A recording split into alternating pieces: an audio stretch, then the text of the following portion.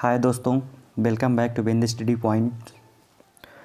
दोस्तों, हमारी जो पर्यावरण की सीरीज चल रही है, पर्यावरण की सीरीज को आगे बढ़ाते हुए आज हम जो एमपी टेट का सिलेबस है, पर्यावरण की सीरीज हमारी चल रही है एमपी टेट के लिए, जो मध्य प्रदेश संविदा शिक्षक पात्रता भर्ती 2021-22 होने वाली है, जिसका फॉर्म फिलअप हो चुका है। उसके लिए हम पर्यावरण और उसके साथ में पर्यावरण की पेडागॉजी को कवर कर रहे हैं। तो यह क्लास हमारे लिए काफ़ी इंपॉर्टेंट होने वाली है, क्योंकि इसमें जो यूनिट 8 है, पर्यावरण की यूनिट 8 है, उसमें आपको अंतरिक्ष विज्ञान के बारे में दिया हुआ है। सिलेबस में आपके अंतरिक्ष विज्ञान, प्रमुख सैटेलाइट, उनकी खोजें, प्रमुख व्यक्तित्व, ये सब दिया हुआ है आपकी यूनिट 8 में, पर्यावरण में। यह काफ़ी इंपॉर्टेंट टॉपिक है। तो आइए आज हम इसी को देखेंगे। अंतरिक्ष में भारत की क्या योगदान रहा, कौन कौन से अंतरिक्ष यान भेजे गए, इन सब की चर्चा करेंगे और इससे पूछा जाता है। और यह वीडियो आपके लिए एमपीपीएससी के लिए भी काफ़ी महत्वपूर्ण होगा, क्योंकि एमपीपीएससी में भी स्पेस टेक्नोलॉजी का एक टॉपिक दिया हुआ है, एक यूनिट ही है, तो आपके लिए यह वीडियो इम्पॉर्टेंट होगा। तो आइए स्टार्ट करते हैं इस वीडियो को और देखते हैं अंतरिक्ष में क्या योगदान रहा भारत का, कौन कौन से तथ्य महत्वपूर्ण है, उसी की चर्चा कर लेते हैं। तो पहले देखेंगे अंतरिक्ष विज्ञान किसे कहते हैं। बात करेंगे अंतरिक्ष विज्ञान, तो विज्ञान की वह शाखा जिसके अंतर्गत तारामंडल के पास स्थित बृहद विस्तार वाले निरंतर क्षेत्र जो होते हैं, आसपास का जो क्षेत्र होता है, उनका अध्ययन किया जाता है, उसे हम क्या कहते हैं, अंतरिक्ष विज्ञान कहते हैं। तो विज्ञान की वह शाखा जिसके अंतर्गत तारामंडल के पास स्थित बृहद विस्तार वाले निरंतर क्षेत्र का अध्ययन किया जाता है, उसे हम अंतरिक्ष विज्ञान कहते हैं।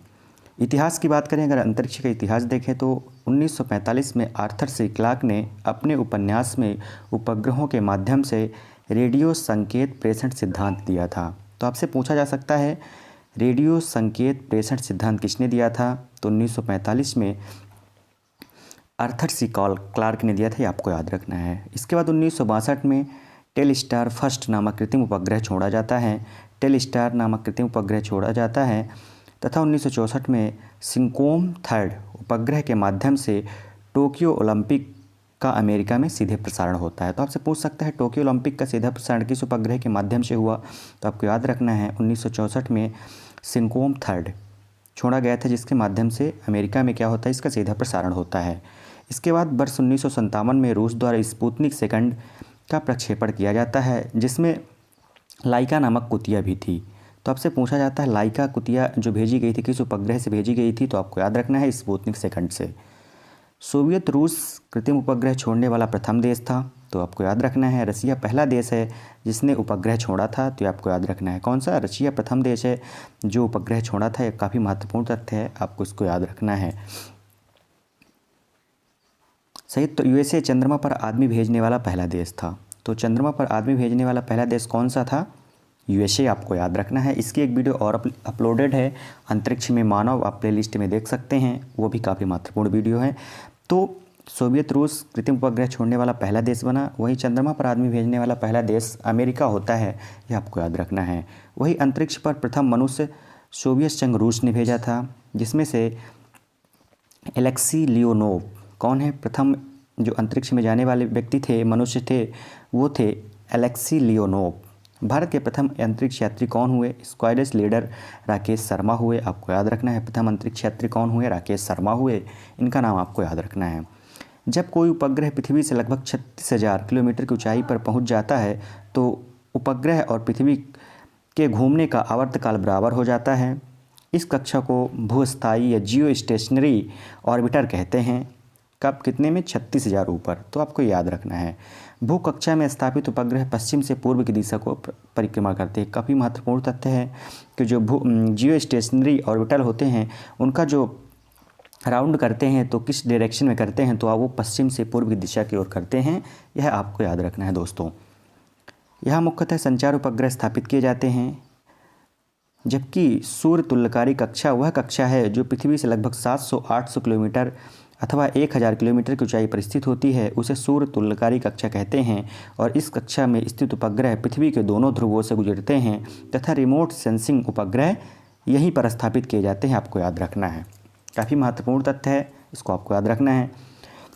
भूस्थायी कक्षा में स्थित उपग्रह पृथ्वी के सापेक्ष स्थिर दिखाई पड़ता है, इसीलिए इनसैट बी इनसैट 1B उपग्रह सदैव इंडोनेशिया के ऊपर ही दिखाई देता है, यह आपको याद रखना है। आइए बढ़ते हैं, देख लेते हैं कुछ प्रमुख अंतरिक्ष वैज्ञानिकों के बारे में, देख लेते हैं कौन कौन सी हो जो हमारे लिए इम्पॉर्टेंट हैं, उनके बारे में चर्चा कर लेते हैं। तो जो सुनीता विलियम्स, पहले इस नाम की चर्चा करेंगे, सुनीता विलियम्स, जिनका जन्म 19 सितंबर 1965 को ओहियो अमेरिका तथा भारतीय मूल के अंतरिक्ष यात्री जिनका संबंध अहमदाबाद गुजरात से है। इन्होंने एक महिला अंतरिक्ष यात्री के रूप में 195 दिनों तक अंतरिक्ष में रहने का विश्व कीर्तिमान स्थापित किया है। 6 अप्रैल 2007 को अंतरिक्ष में बोस्टन मैराथन दौड़ने वाली पहली महिला बनी। वर्ष 2008 में भारत सरकार द्वारा पद्म भूषण से सम्मानित किया गया तथा वर्ष 2013 में इन्हें गुजरात विश्वविद्यालय ने डायरेक्टरेट की मानद उपाधि दी। तो ये सुनीता विलियम्स का जन्म जो हुआ वो हुआ कब? 19 सितंबर 1965 को, आपको याद रखना है, अमेरिका की थी तथा भारतीय मूल की अमेरिकी अंतरिक्ष यात्री थी। इनका संबंध कहाँ से था? भारत में गुजरात से था। 195 दिनों तक ये अंतरिक्ष में रही, इनका विश्व कीर्तिमान है। 6 अप्रैल 2007 को अंतरिक्ष में बोस्टन मैराथन हुई जिसमें इन्होंने भाग लिया, दौड़ने वाली पहली महिला बनी। 2008 द्वारा भारत सरकार ने इन्हें पद्म भूषण तथा 2013 में गुजरात विश्वविद्यालय ने इन्हें डायरेक्टरेट की उपाधि दी। ये आपको याद रखना है सुनीता विलियम्स के बारे में, इतने फैक्ट। वहीं हम बात करते हैं कल्पना चावला की। तो 1 जुलाई 1961 को जन्मी कल्पना चावला भारतीय अमेरिकी अंतरिक्ष यात्री और अंतरिक्ष शटल मिशन विशेषज्ञ थी। अंतरिक्ष में जाने वाली प्रथम भारतीय महिला थी। वहीं फरवरी 2003 में कोलंबिया अंतरिक्ष यान आपदा में मारे गए 7 यात्री दलों में से एक थी। तो इनका जन्म जो होता है 1 जुलाई 1961 को होता है। यह भारतीय मूल की प्रथम अंतरिक्ष यात्री और अंतरिक्ष शटल मिशन की विशेषज्ञ थी। अंतरिक्ष जाने वाली प्रथम भारतीय महिला थी, आपको याद रखना है, पूछा गया तथ्य है। 1 जनवरी 2003 को, ये भी पूछा गया तथ्य है, आपको याद रखना है कि 1 फरवरी 2003 को कल्पना चावला की अंतरिक्ष यान आपदा में इनकी मृत्यु हो जाती है और उसमें 7 लोग थे। 7 लोगों में इनमें से एक थी कल्पना चावला जिनकी मृत्यु होती है। आइए अगले नाम की चर्चा कर लेते हैं, राकेश शर्मा। भारत के पहले और विश्व के 138वें अंतरिक्ष यात्री राकेश शर्मा का जन्म 13 फरवरी 1949 को पंजाब के पटियाला में हुआ। इनकी अंतरिक्ष उड़ान के दौरान भारत के तत्कालीन प्रधानमंत्री इंदिरा गांधी ने राकेश शर्मा से पूछा था कि अंतरिक्ष से आपको भारत कैसा दिखता है, तो इन्होंने उत्तर दिया था सारे जहां से अच्छा। तो राकेश शर्मा ने उत्तर दिया सारे जहां से अच्छा। भारत सरकार ने उन्हें अशोक चक्र से सम्मानित किया था।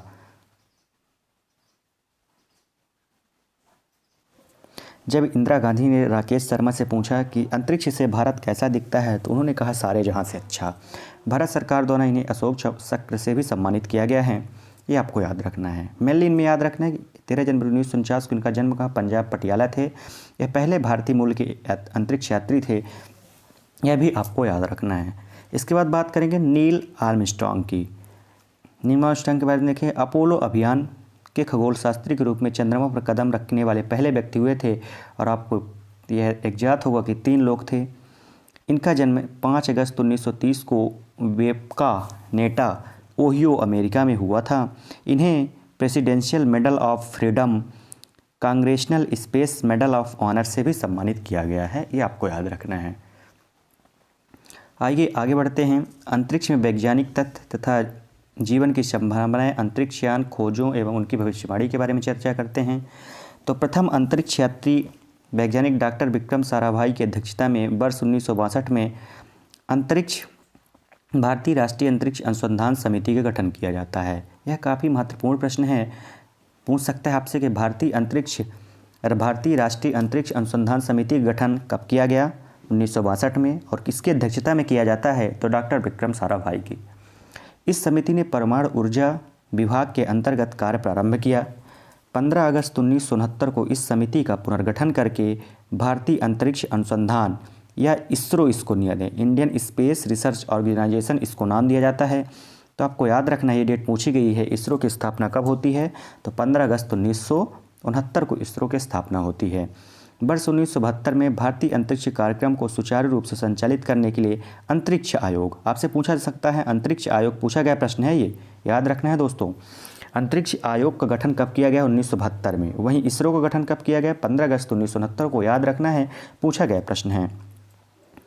इसरो को अंतरिक्ष विभाग के नियंत्रण में रखा गया। तो अंतरिक्ष गतिविधियाँ जितनी भी होती हैं उन्हें इसरो के अंडर में रखा गया, ये आपको याद रखना है। 1962 की बात करते हैं। वर्ष 1962 में एटॉमिक एनर्जी विभाग द्वारा Thumba equatorial rocket launching station की स्थापना की गई, जिसे हम TERLS के नाम से भी जानते हैं। तो इसकी स्थापना 1962 में की गई। कब की जाती है दोस्तों? 1962 में की जाती है। इसके बाद देखेंगे 1963 में प्रथम साउंडिंग रॉकेट। तो आपसे पूछ सकता है प्रथम साउंडिंग रॉकेट कौन था? टर्लस, आपको याद रखना है। TERLS को हम टर्लस नाम से जानते हैं। इसे 1963 में लॉन्च किया जाता है और यह पहला साउंडिंग रॉकेट बनता है। इसके बाद 1965 में थुम्बा से स्पेस साइंस एंड टेक्नोलॉजी केंद्र की स्थापना होती है, SSTC। इसकी स्थापना कब होती है? 1965 में। स्पेस साइंस एंड टेक्नोलॉजी केंद्र आपसे पूछ सकता है, फुल फॉर्म भी, तो याद रखना है आपको। इसके बाद बात करेंगे वेरी मोस्ट टॉपिक प्रश्न की, आर्यभट्ट। स्वदेशी निर्मित प्रथम भारतीय उपग्रह है जो 19 अप्रैल 1975 की जिसकी स्थापना हुई। इसे इंटर कॉस्मोस प्रक्षेपण यान द्वारा कपुस्तनी नायड अंतरिक्ष केंद्र से सोवियत संघ की मदद से प्रेक्षण किया जाता है। यह आपको याद रखना है, इसके बारे में काफ़ी महत्वपूर्ण है। आर्यभट्ट के बाद बात करेंगे, आपको सिर्फ इसकी डेट याद रखनी है, डेट इंपॉर्टेंट है आपको इसकी। तो डेट क्या है? 19 अप्रैल 1975 की है, याद रखना है आपको। इसके बाद बात करेंगे रोहिणी, काफ़ी महत्वपूर्ण है, याद रखना है आपको। इसको बिल्कुल रट्टा मार लेना है, नोट डाउन कर लेना है। 10 अगस्त 1979 को श्रीहरिकोटा, आंध्र प्रदेश में है श्रीहरिकोटा, और यहाँ से इसको प्रक्षेपित किया गया। काफ़ी महत्वपूर्ण है, याद रखना है। एप्पल दोस्तों, एप्पल को देखते हैं। एप्पल का जो फुल फॉर्म है एरियन पैसेंजर पेलॉड एक्सपेरिमेंट, इसका फुल फॉर्म है, ये आपको याद रखना है, पूछा गया है। इसे 19 जून 1981 को कोरू अंतरिक्ष प्रक्षेपण केंद्र जो फ्रेंच गुआना से यूरोपियन अंतरिक्ष एजेंसी एरियन 4 रॉकेट से हुआ था। तो इसे जिस रॉकेट से भेजा गया था उस रॉकेट का नाम है एरियन 4, आपको याद रखना है। कहाँ से? French Guana. कोरू अंतरिक्ष प्रक्षेपण केंद्र फ्रेंच गुआना से इसे प्रक्षेपित किया गया था एप्पल को। यह भारत का प्रथम प्रायोगिक संचार उपग्रह है, आपको याद रखना है। भारत का प्रथम प्रायोगिक संचार उपग्रह कौन था? तो आपको याद रखना है एप्पल ही था, जिसे एरियन 4 रॉकेट से लॉन्च किया गया था। एप्पल से प्राप्त संचार संबंधी तकनीकी को ही एनसेट भारतीय राष्ट्रीय उपग्रह प्रणाली का विकास होता है, यह आपको याद रखना है। इसके बाद हम चलते हैं एनसेट सीरीज में। एनसेट सीरीज काफ़ी महत्वपूर्ण है, इससे प्रश्न पूछा जाता है।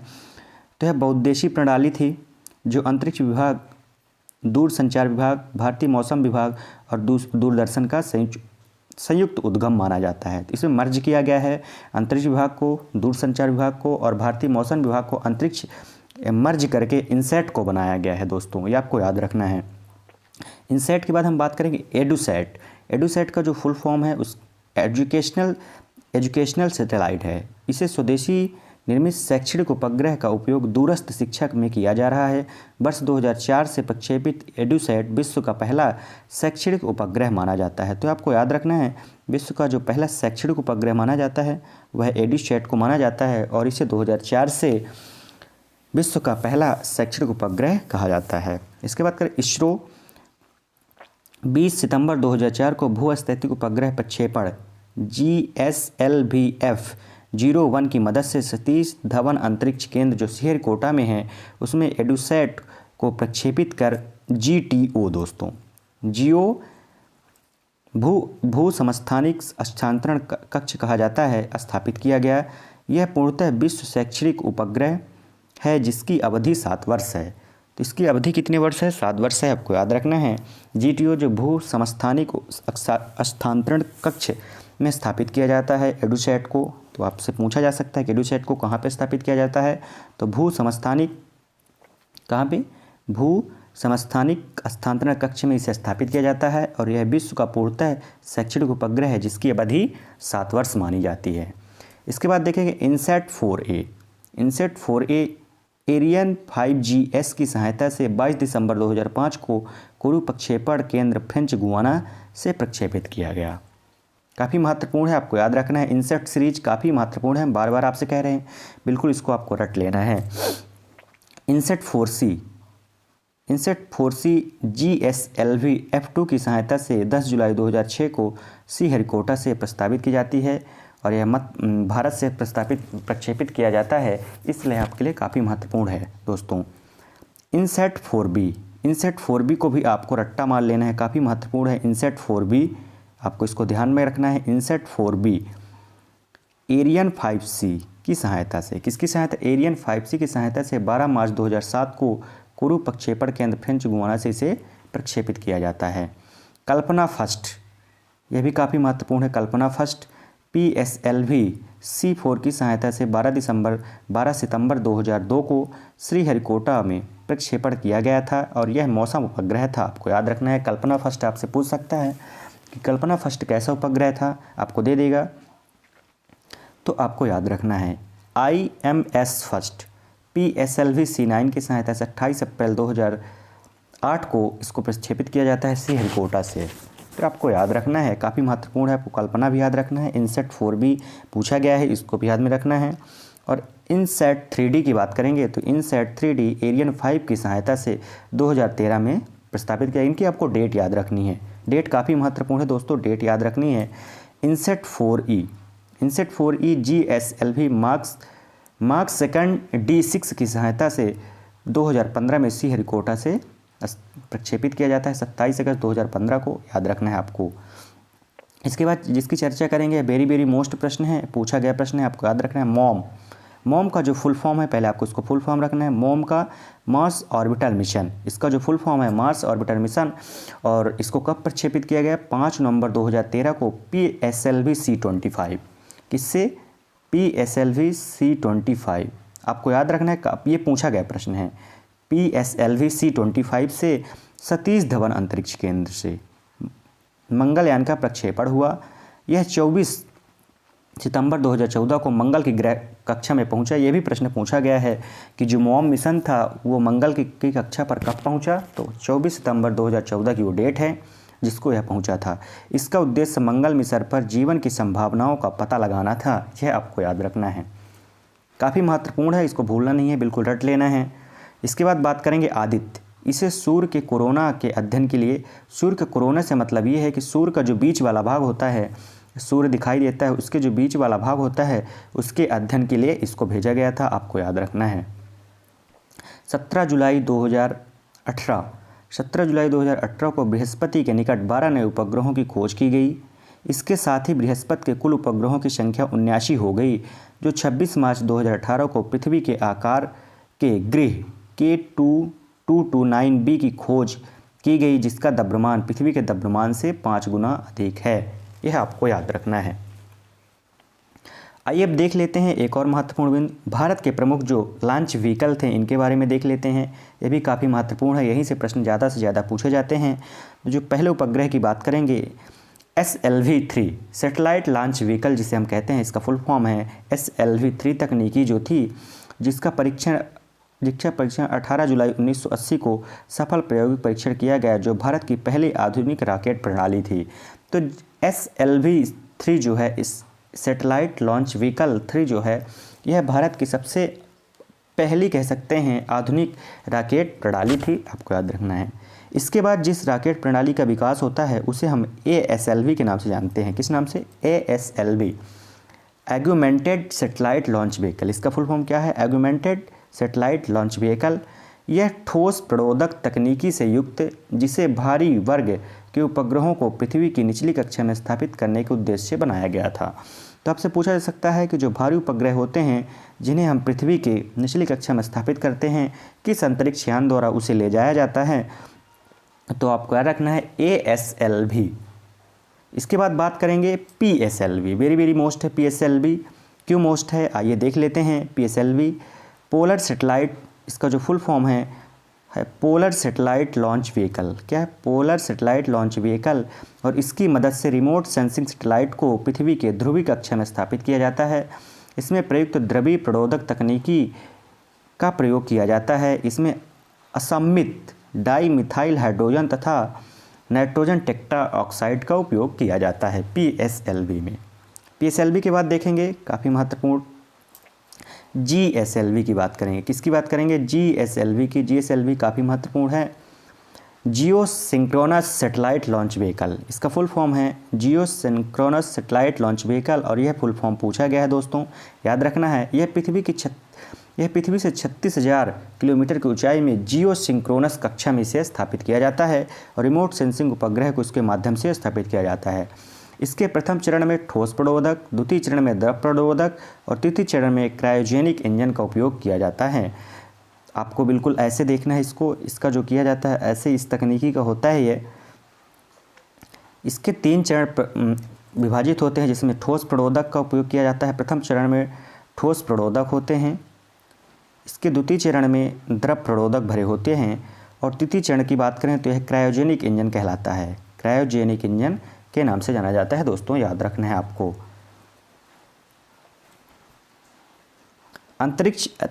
अंतरिक्ष प्रौद्योगिकी के महत्वपूर्ण केंद्र के बारे में चर्चा कर लेते हैं। कुछ महत्वपूर्ण केंद्र की बात कर लेते हैं जिनसे बार बार प्रश्न पूछे गए हैं। तो सबसे पहले हम बात करेंगे इसरो को देखेंगे, जिसकी स्थापना 15 अगस्त 1969 को होती है। आपको याद रखना है इसरो की जो स्थापना होती है वो 15 अगस्त, इसरो की स्थापना 15 अगस्त को होती है। 15 अगस्त 1969 को इसरो की स्थापना की जाती है। आपको याद रखना है 15 अगस्त 1969 को इसरो की स्थापना की जाती है। इसके बाद अगला जो हमारा अंतरिक्ष प्रौद्योगिकी केंद्र है उसकी बात करेंगे। VSSC Vikram Sarabhai space centre के नाम से जाना जाता है। यह तिरुवनंतपुरम केरल के निकट थुम्बा में स्थित है। कहाँ पे स्थित है? तिरुवनंतपुरम केरल के निकट थुम्बा में स्थित है। इसके बाद हम बात करेंगे सार की। सार श्रीहरिकोटा हाई एल्टीट्यूड रेंज, इसका फुल फॉर्म है श्रीहरिकोटा हाई एल्टीट्यूड रेंज। जब अब इसे सतीश धवन अंतरिक्ष केंद्र या SDSC के नाम से जाना जाता है। इसका केंद्र कहाँ पे है? श्रीहरिकोटा आंध्र प्रदेश में है, यह आपको याद रखना है। इसके बाद बात करेंगे राष्ट्रीय सुदूर संवेदन अभिकरण, नेशनल रिमोट सेंसिंग एजेंसी, जिसका मुख्यालय हैदराबाद में है। इसका मुख्यालय कहाँ पे है? हैदराबाद में, इतना आपको याद रखना है। इसके बाद देखेंगे राष्ट्रीय प्राकृतिक संसाधन प्रणाली NNRMS, national natural resources management system. इसकी जो स्थापना की गई है वह बेंगलुरु में की गई है, आपको याद रखना है। ये आपके लिए उतना इम्पोर्टेंट नहीं है। इसके बाद हम बात करेंगे अंतरिक्ष अनुप्रयोग केंद्र, स्पेस एप्लीकेशन सेंटर। ये आपके लिए काफ़ी महत्वपूर्ण है और इसकी स्थापना अहमदाबाद गुजरात में की गई है। DECU विकास शैक्षिक संचार unit, development and educational communication unit, इसकी स्थापना कहाँ पे है? यह कहाँ पे स्थित है? अहमदाबाद में स्थित है, आपको याद रखना है। इसके बाद देखेंगे ISTRAC, ISRO telemetry tracking and command network. यह अपने नाम से स्पष्ट है कि इसमें इसरो दूरमिति अनुवर्तन तथा आदेश नेटवर्क, जिसकी मुख्यालय बेंगलुरु, लखनऊ, श्रीहरिकोटा, अंडमान निकोबार तथा मॉरिशस में स्थित है, यह कंट्रोलिंग का काम करता है, यह आपको याद रखना है। इसके बाद देखेंगे MCF की बात करेंगे। यह इनसैट का एक उपग्रह होता है जिसे हम मास्टर कंट्रोल फैसिलिटी के नाम से जानते हैं। मैप का फुल फॉर्म क्या है? MCF का मास्टर कंट्रोल फैसिलिटी इनसेट प्रधान नियंत्रण सुविधा केंद्र, जो हासन कर्नाटक में इसका मुख्यालय स्थित है, आपको याद रखना है। 1967 में अहमदाबाद में सैटेलाइट टेलीकम्युनिकेशन अर्थ स्टेशन की स्थापना की जाती है। 1967 में अहमदाबाद में सैटेलाइट टेलीकम्युनिकेशन अर्थ की स्थापना की जाती है। यह फैक्ट काफ़ी महत्वपूर्ण है, आपको याद रखना है। वहीं 1968 में टर्लस संयुक्त राष्ट्र संघ द्वारा स्थापित किया जाता है, आपको चर्चा कर चुके हैं। टर्लस Space Commission and Department of Space की स्थापना 1972 में की जाती है। इसकी भी चर्चा हम पीछे कर चुके हैं दोस्तों, आप देख सकते हैं, काफ़ी महत्वपूर्ण तथ्य है। यहाँ पे हम डेट को देख रहे हैं। इसके बाद 1975 इसरो ने स्वायत्त स्टेशन, ऑटोनॉमस स्टेटस जो होती है सरकारी संगठन, जो गवर्नमेंट ऑर्गेनाइजेशन की स्थापना 1 अप्रैल 1975 में की जाती है। 1984 की बात करें तो भारतीय सोवियत मानव युक्त अंतरिक्ष मिशन की शुरुआत कब होती है? तो यह तथ्य आपके लिए काफ़ी महत्वपूर्ण इसलिए हो जाता है क्योंकि यहीं से मानव युक्त मिशन की शुरुआत होती है।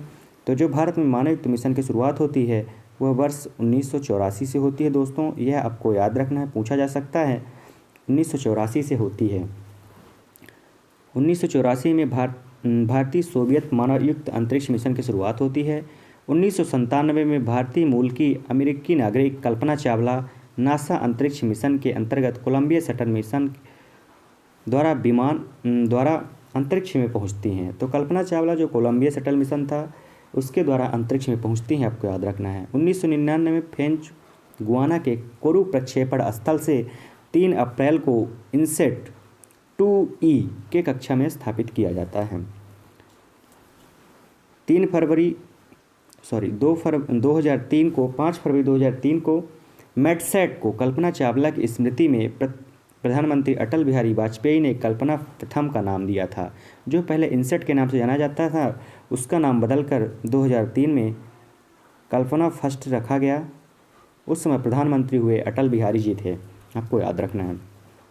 2006-07 में मिशन STS-117 9 दिसंबर 2006 को नासा का अटलांटिस यान में सुनीता विलियम्स के साथ 7 अंतरिक्ष यात्री स्टेशन ISS के लिए अंतरिक्ष में जाने के लिए रवाना हुए।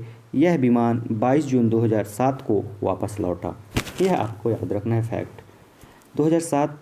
10 जनवरी 2007 को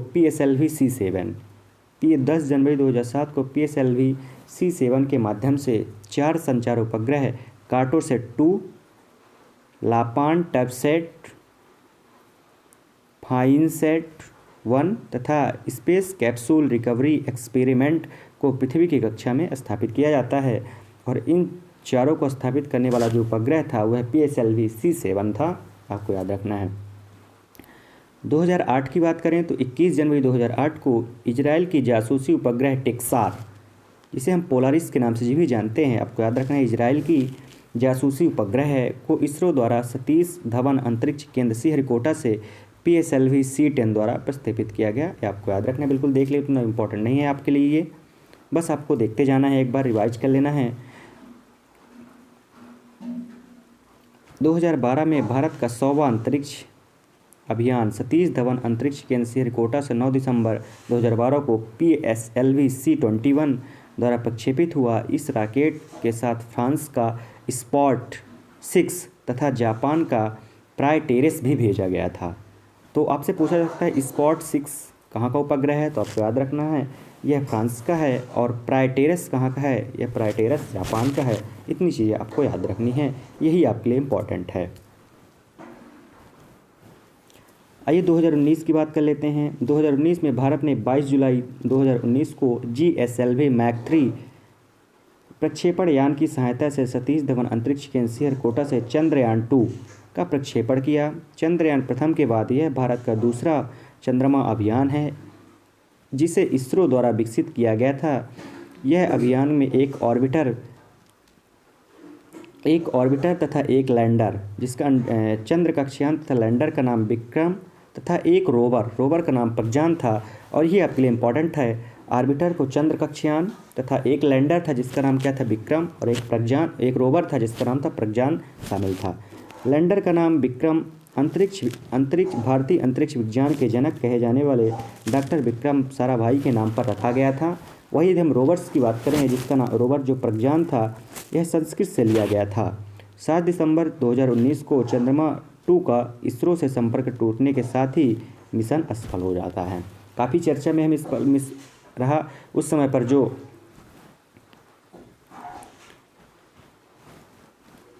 इसरो की जो स्थापना होती है दोस्तों वह 15 अगस्त 1969 को होती है, आपको याद रखना है, 15 अगस्त 1969 को होती है। और जब यह चंद्रयान 2 का परीक्षण किया गया था उस समय जो इसरो के प्रमुख थे वह थे के सिवान। कौन थे? के सिवान, आपको याद रखना है, यह प्रश्न पूछा जा सकता है। के सिवान प्रमुख थे, आपको याद रखना है। इसके बाद देखेंगे कार्टोसैट थर्ड की देखेंगे। 27 नवंबर 2019 को भारतीय अंतरिक्ष अनुसंधान संस्थान इसरो ने आंध्र प्रदेश के श्रीहरिकोटा से advanced remote sensing satellite Cartosat 3 का सफलतापूर्वक प्रक्षेपण किया। तो वहीं से भारत की तो इसे भारत की आँख कहा जाता है। तो आपसे पूछा जा सकता है कि भारत की आँख किसे कहा जाता है, तो कार्टोसैट 3 है उसे भारत की आँख कहा जाता है, जो कि 509 किलोमीटर की ऊंचाई से ज़मीन पर 25 सेंटीमीटर की वस्तु का भी, जो इतनी ऊंचाई से 509 किलोमीटर की ऊंचाई से ज़मीन पर 25 सेंटीमीटर की बस छोटी सी वस्तु की भी साफ साफ तस्वीर लिया जाता है, इसीलिए इसे तस्वीर खींच सकता है, इसीलिए इसे भारत की आँख के नाम से इसे हम जानते हैं। तो आपको इस कार्टोसैट के बारे में ये फैक्ट याद रखना है कि कार्टोसैट को भारत की आँख कहा जाता है। इसके बाद देखते हैं IIT कानपुर के शोधकर्ताओं द्वारा प्रहरी नामक एक ड्रोन। तो आपको यहाँ से क्या याद रखना है, ये देखना है कि यहाँ से आपको याद रखना है प्रहरी है क्या एक्चुअली में। तो प्रहरी एक ड्रोन है जो कि निगरानी से लेकर भीड़ को नियंत्रित करने, आपातकाल में आवश्यक वस्तु की पूर्ति करने तथा किसी स्थिति विशेष का पता लगाने के लिए इसका उपयोग किया जाता है। तो आपको यहाँ से याद रखना है प्रहरी है क्या, प्रहरी एक ड्रोन है। इसके बाद देखिए अग्नि 2 एक मिसाइल है जो 16 नवंबर 2019 को भारत ने रात में उड़ीसा के समुद्र तट जो डॉक्टर अबुल कलाम द्वीप है से समन्वित परीक्षण रेंज ITR से लॉन्च कॉम्प्लेक्स से परीक्षण किया गया। तो वहीं 18 नवंबर 2019 को भारत ने DRDO के द्वारा तैयार एक K4 मिसाइल, ये जो K4 मिसाइल है यह DRDO द्वारा तैयार की गई है, जिसका परीक्षण आंध्र प्रदेश के तट पर पनडुब्बी के जरिए प्रायोगिक तौर पर प्रशिक्षण किया गया, जिसकी मारक क्षमता 3500 किलोमीटर होने के साथ ही यह 2000 किलोग्राम का आयुध ले जाने में भी सक्षम है, इसलिए आपके लिए इम्पॉर्टेंट है। ये याद रखना है आपको, K4 एक मिसाइल है। 19 दिसंबर 2019 को DRDO द्वारा विकसित पिनाक मिसाइल, आपको याद रखना है, यह प्रश्न पूछा जा सकता है। पिनाक क्या है, एक प्रकार की मिसाइल है जिसका सफल परीक्षण हम कहाँ से किए हैं, चांदीपुर उड़ीसा से सफल परीक्षण किया गया है। मात्र 44 सेकंड में 12 रॉकेट दागने की क्षमता पिनाक MK12 रॉकेट को मिसाइल के रूप में विकसित किया गया। ये देखिए आप, इसकी इंपॉर्टेंस क्यों है, इसीलिए यह पूछा जाएगा क्योंकि यह 44 सेकंड में 12 रॉकेट दागने की क्षमता रखता है, इसलिए आपके लिए इम्पॉर्टेंट है, आपको इसको याद रखना है।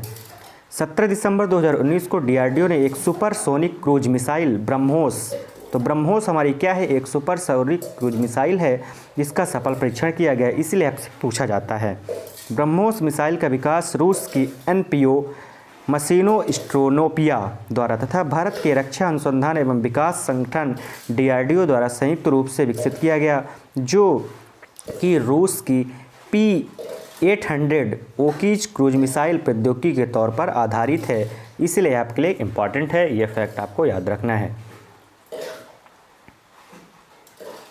आइए देखते हैं 11 दिसंबर 2019 ने इसरो ने रिसैट 2BR 1 तथा 9 वाणिज्यिक उपग्रहों PSLV C48 का परीक्षण किया है। कब किया गया है, 2019 में PSLV C48 का सफल परीक्षण किया गया है। एक यहाँ पे नोट देख लेनी है आपको, इन्हें न्यूरो स्पेस इंडिया लिमिटेड के साथ एक वाणिज्यिक अनुबंध के तहत प्रक्षेपित किया गया। तो वहीं RISAT रिसैट 2BRI एक रडार इमेजिंग पृथ्वी निरीक्षण उपग्रह है, इसका वजन 628 किलोग्राम है, ये आपको याद नहीं रखना है। यही देखते हैं अंतरिक्ष विज्ञान के अनुप्रयोग, यूज ऑफ स्पेस साइंस देख लेते हैं। राष्ट्रीय संचार व्यवस्था रेडियो प्रसारण डाटा संप्रेषण के सहायक है एप्पल, कौन सा है, एप्पल, ये आपको याद रखना है। यह रेडियो दूरदर्शन मौसम भूकंप के पूर्वानुमान लगाने में कौन सा सहायक है, इनसेट 1D, ये आपको याद रखना है, इनसेट 1D।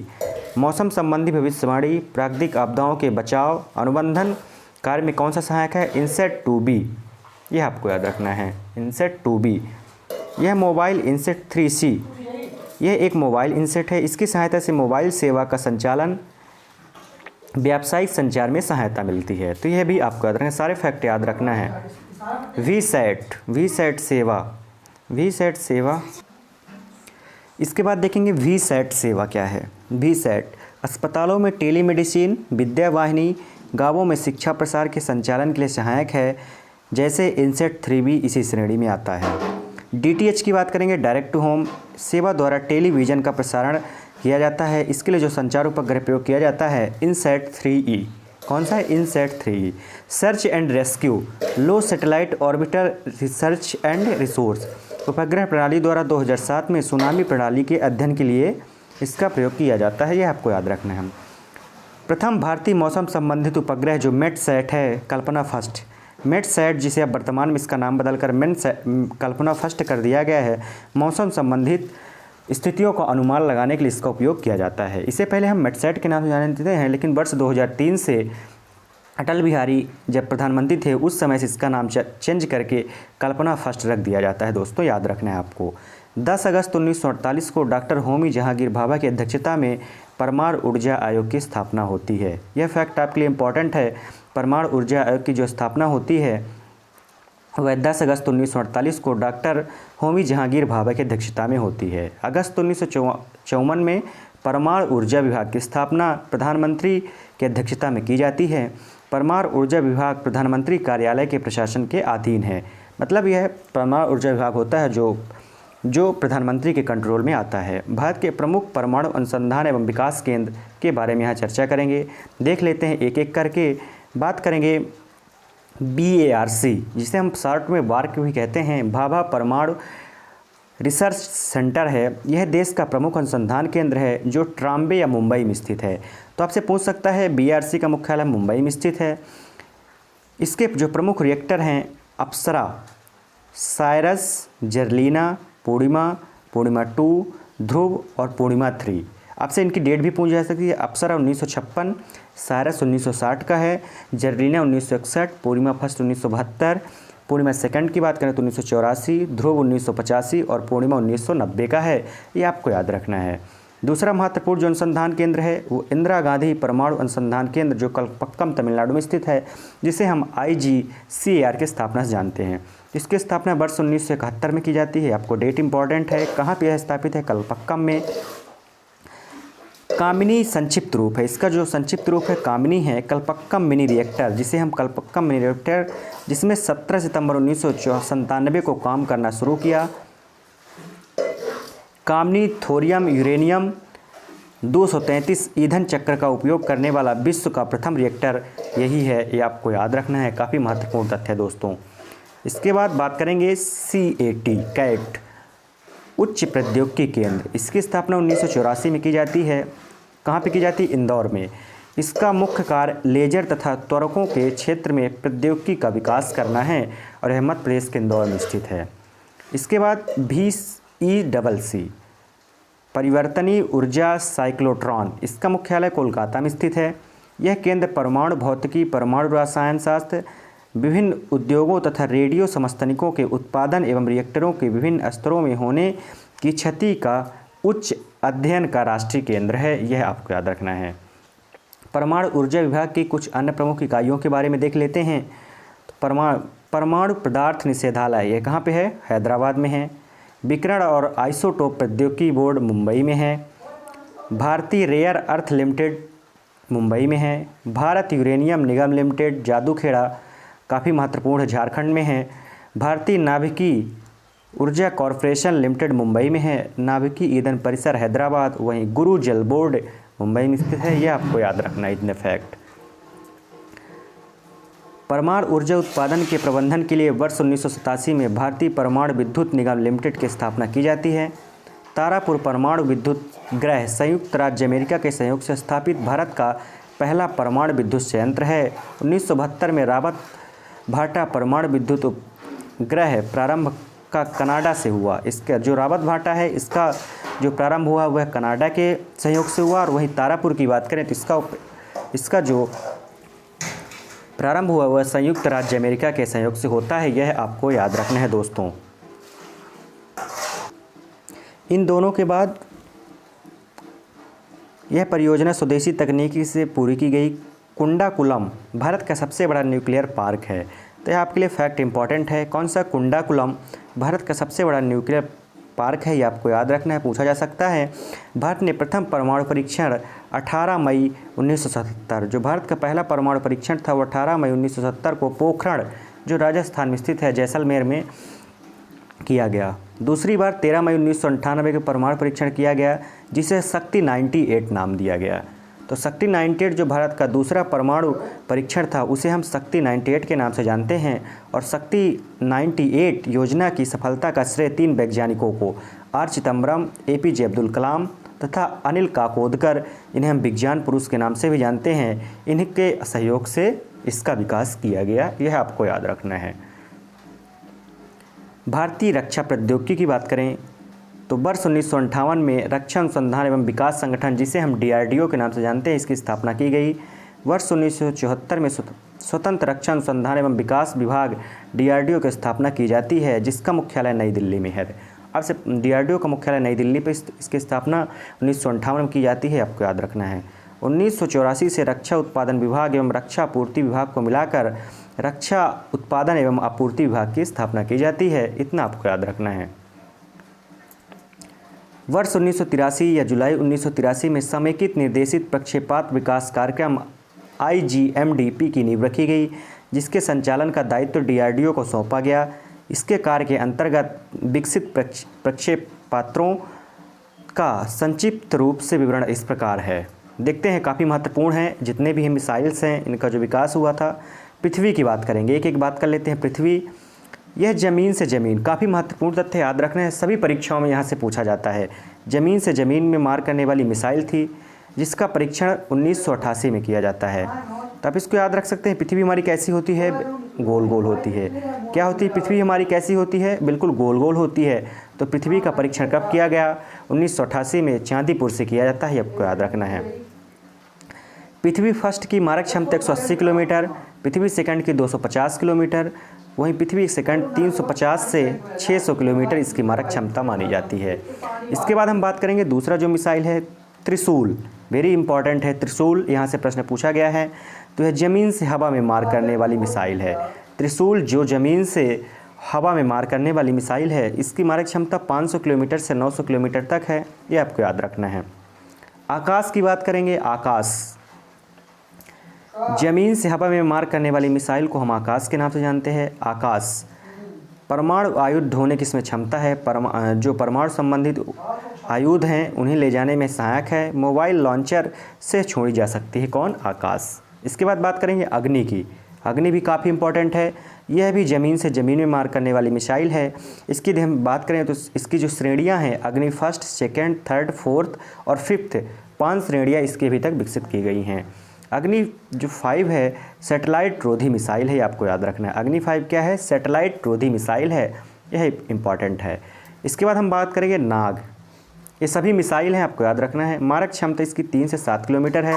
इसका परीक्षण 1990 में किया गया।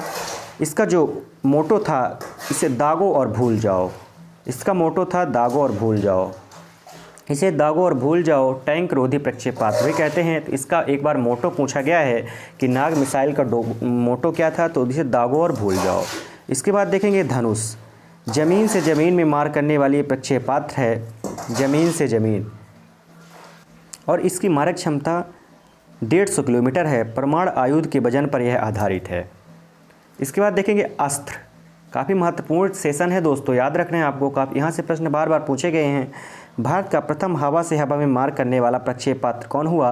तो आपको याद रखना है, प्रथम हवा से हवा में मार करने वाला जो प्रक्षेपास्त्र होता है भारत का, वह अस्त्र हुआ, और इसकी जो मारक क्षमता थी 10 से 25 किलोमीटर थी।